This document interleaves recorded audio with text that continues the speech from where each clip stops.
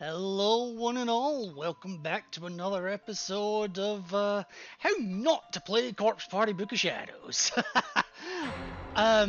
So if you're watching this video, by this point you will have seen pretty much all of the mainline story chapters, or at least all the mainline endings, with the exception of Tooth at this point. That's the only one I have not actually streamed at the time of this recording. But today I intend to bring you the wrong ends of Mire for this video. As of this recording, I haven't done Shangri-La yet. I'm really not looking forward to that one. But I've got a few minutes just now, so I figured I'll do the shorter of the two just now. So, for this episode, Mire it is. So, actually surprised I got the good ending on the first attempt of that one, but, well, here we are. So, yep, as I say, we're going to see how not to play Mire.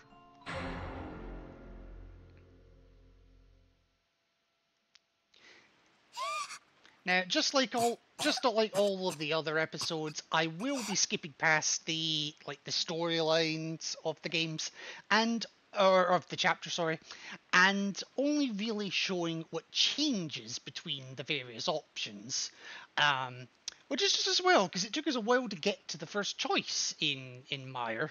So, yeah, if you're interested in the storyline, the main storyline, watch the stream video.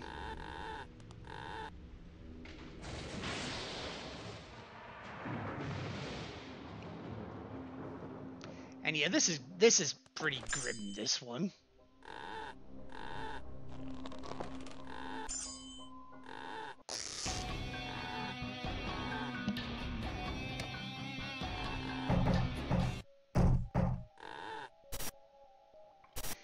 Yeah, so now we get past just waiting to get past the point where Kazami has his what the fuck moment. Also called his life.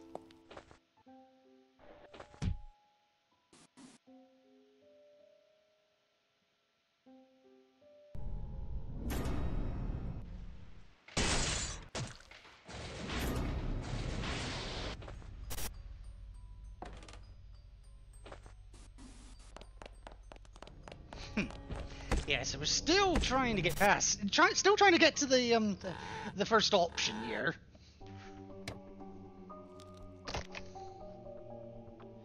Yeah, it really is taking this long.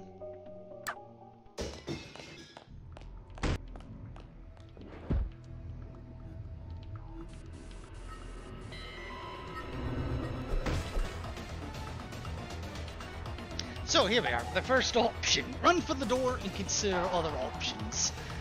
I'm of course going to take a quick save here, because I really don't want to have to do any of that shit again. As I say, I've not done Shangri-La yet, so I don't mind overrating these ones.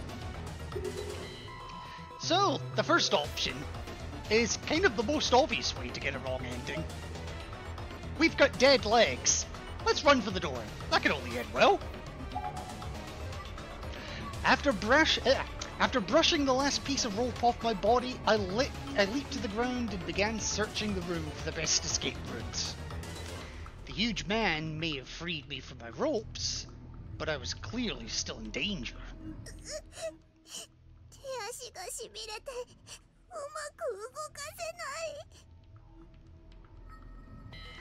There were still big indented rope burns on my wrists and ankles, limiting my blood circulation. I wouldn't be moving comfortably for a while yet. The back door of the classroom was wide open. It seemed broken, actually. It looked like the huge man must have busted it in with his hammer when he came attacking. I decided to make a break for it. First, I tried sidestepping past him, doing everything I could to tread lightly and keep my arms outstretched so the blood would flow to them again. I mean, that's a reasonable assumption. But then, I heard the floor creak behind me. I was too late. There was nowhere left to run. And the giant hammer struck my right arm, instantly fracturing it severely. The spray of blood from the impact even got in my eyes.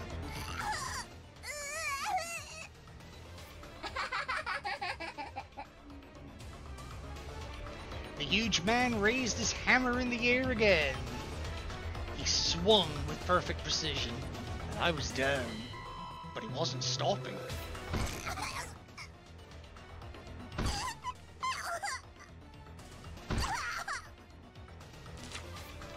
Both my arms and legs had been completely destroyed. They looked like giant swatted bugs on the desk. Just a mess of bloody chunks.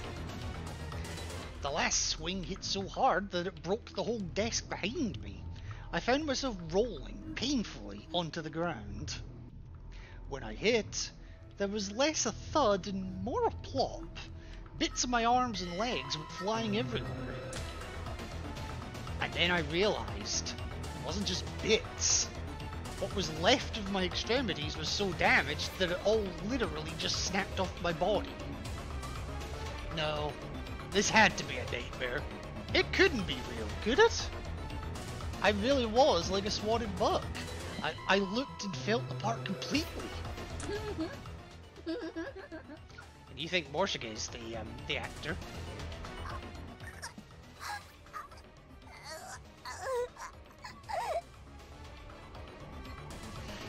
I didn't want to give up, even though I knew I was doomed. I tried to roll myself towards the door, but that went about as well as you might expect. My head was stuck on something, and waves of pain were shooting through my entire torso. I wasn't going to last much longer.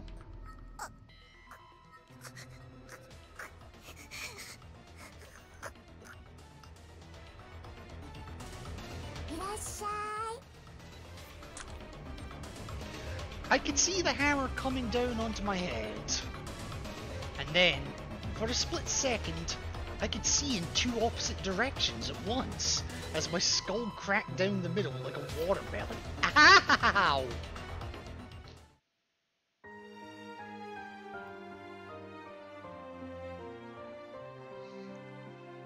So, yeah, that happened.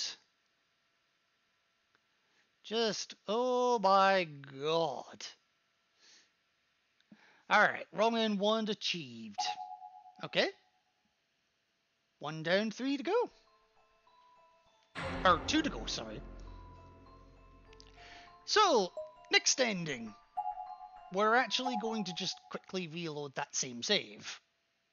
This one's not too bad, but it's a little bit on the obscure side.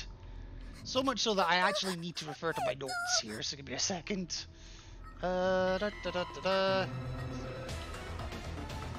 Right, okay. So this one's not too bad. Just need to get the screen back up. So, we're not going to run to the door this time. We're going to consider other options.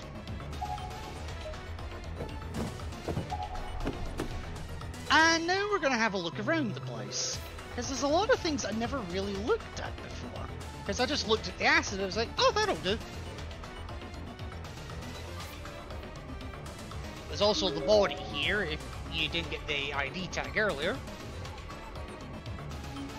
The body doesn't actually matter so much. It gives us 2%, but not the end of the world.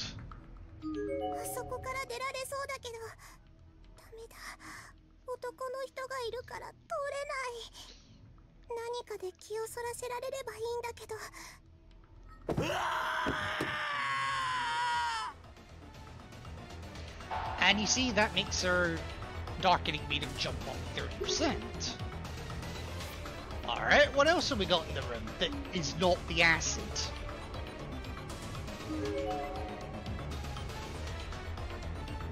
I mean, we can light the Bunsen burner. I don't think it makes a blind bit of difference.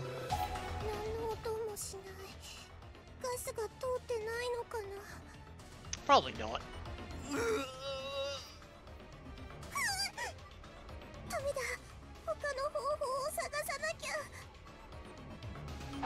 And just like that, we're up to 62%.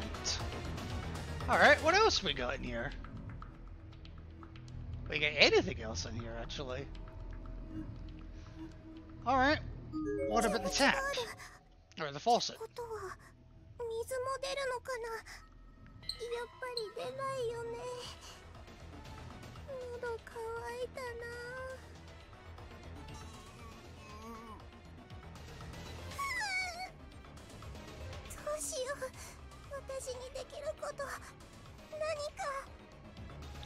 Oh, there's absolutely some way out of this.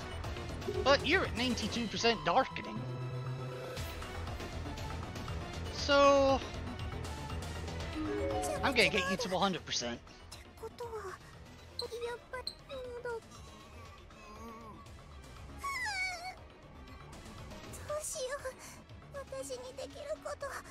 No, not at this point. Not with 100% darkening.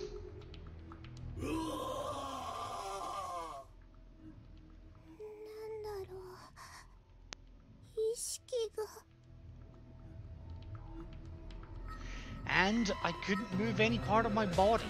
I'd just fallen completely limp, and my vision had gone black. I felt like I was being swallowed up by the darkness, and there was nothing I could do to stop it. It was seeping into every part of me. Big brother, help.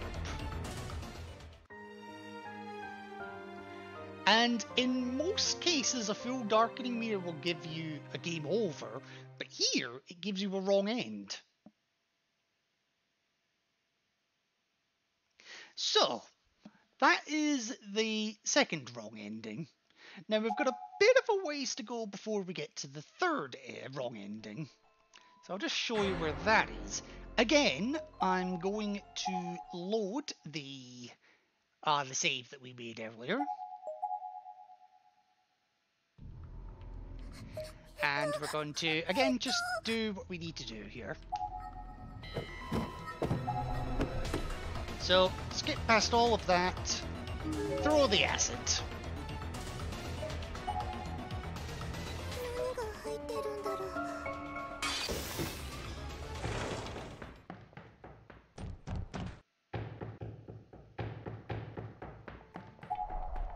Okay, so now that we've successfully, now that we've successfully escaped, we need to get downstairs. Now it turns out, I didn't know this when I was streaming, you can actually go down either set of stairs. So just because they're closer, I'm going to go through this set here. And I'm actually just going to double check as well, just in case there's like a... just in case there's a name tag that I might have missed. It'll only take a second anyway. Nope! Because it doesn't matter which staircase you take. As soon as you go 2 spaces north of it, the earthquake occurs.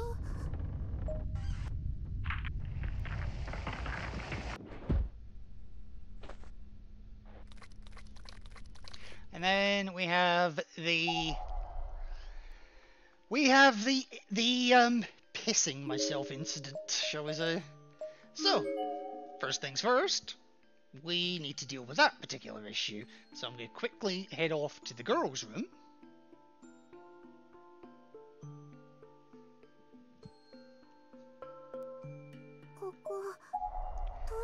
And, of course, I'm going to grab the piece of wood.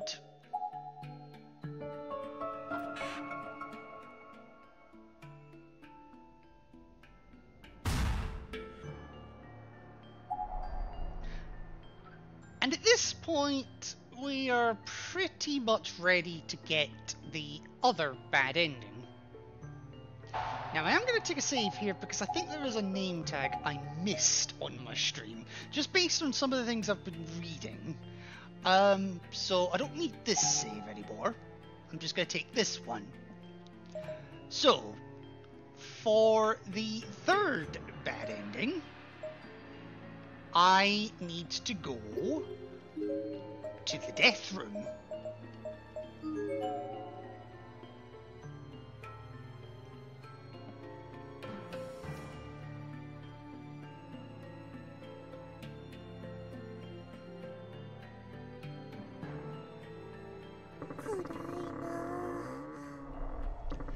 And first things first, make sure you check the cabinet. So I did this during the stream, and just about managed to get out of here.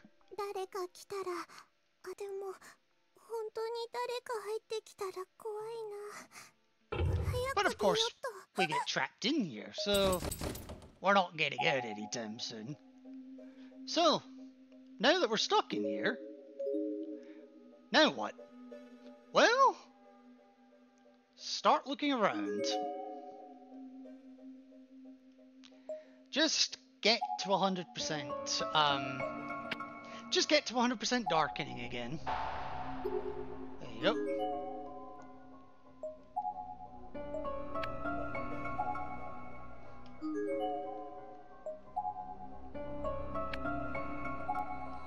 And you know what? I will finish off with the girl.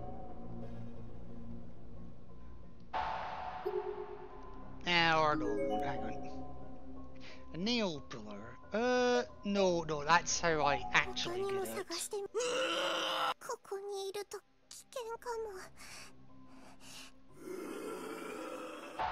Oh, I'm already at 100%. Okay. Even better.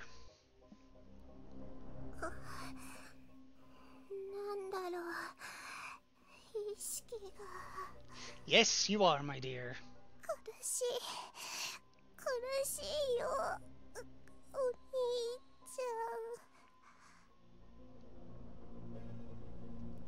And I couldn't move any part of my body. I'd just fallen completely limp and my vision had gone black. So this is acting kind of similar to how it did upstairs. I felt like I was being swallowed up by the darkness and there was nothing I could do. So it's exactly the same.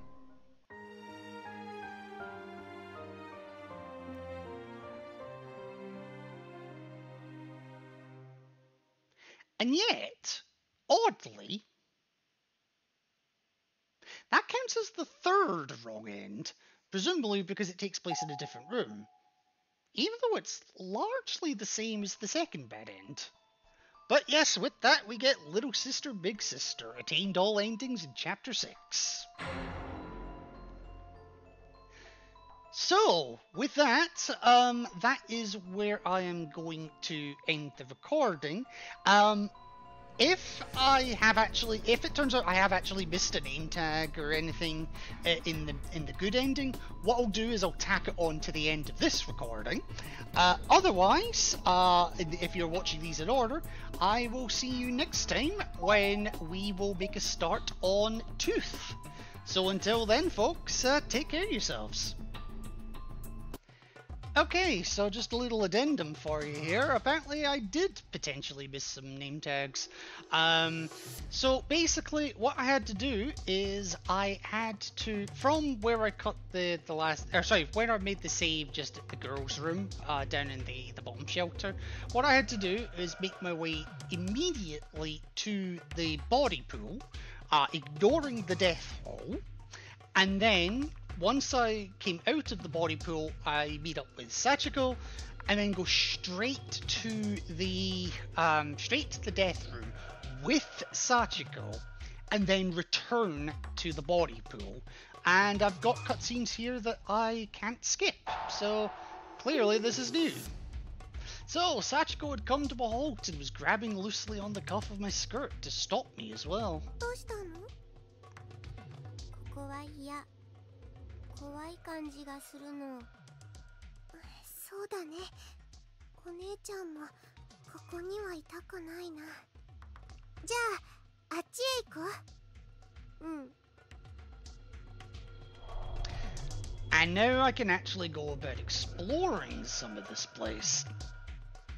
So, I don't know how many name tags there are in here, but I'll definitely grab them, if the ones I can find anyway. Half-decayed skeletal corpse. Age and gender are virtually impossible to determine from outer appearance alone. But there is a student ID name tag, however, bearing a decidedly male name. Takine Municipal Middle School, Yuki Tanaka. Alright, what about you? Half-decayed skeletal corpse, yada yada yada. Student ID name tag bearing a decidedly male name. Karasuyama High School, Tsuyoshi Kawasaki. Okay, what about you? There's a rotting corpse here emitting a horrific odour. I mean, most corpses do. Age and gender virtually impossible, but there's a student ID name tag bearing a decidedly female name. Shobu University Middle School, Akiko Sakine. Alright. Number 4. It's a half-decayed skeletal corpse. Based on what's left of its clothing, it seems to have once been a schoolgirl, though there's no way to tell age. There is a student ID name tag lodged inside the shoulder joint, however. Komashiro Trade School, Asuka Mizuno. So there's 4 name tags that I didn't get before. It's a partially decomposed corpse. Since it's half submerged, it's impossible to determine age or gender from appearance. But the deceased student ID name tag is floating on the surface, however, and bears a female name. Rubens Academy Senior High School, Satomi Kurogi. I definitely butchered that one. Alright, what about you? Partially decomposed, half submerged. You don't care about that one. Or that one. Or that one. Or that one. Or this one. Or that one. My darkening meter is going up, but I don't really care. Was that one I looked at? Alright, what about this one?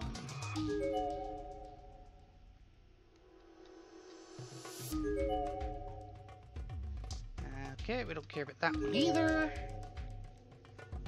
And we don't care about that one either. So yeah, 1, 2, 3, 4, 5 name tags I completely missed during my live stream. But hey, just a little bit of bonus material for this one. So yeah, as I said, next time we will be doing Tooth. But until then, and I mean it this time, take care all folks.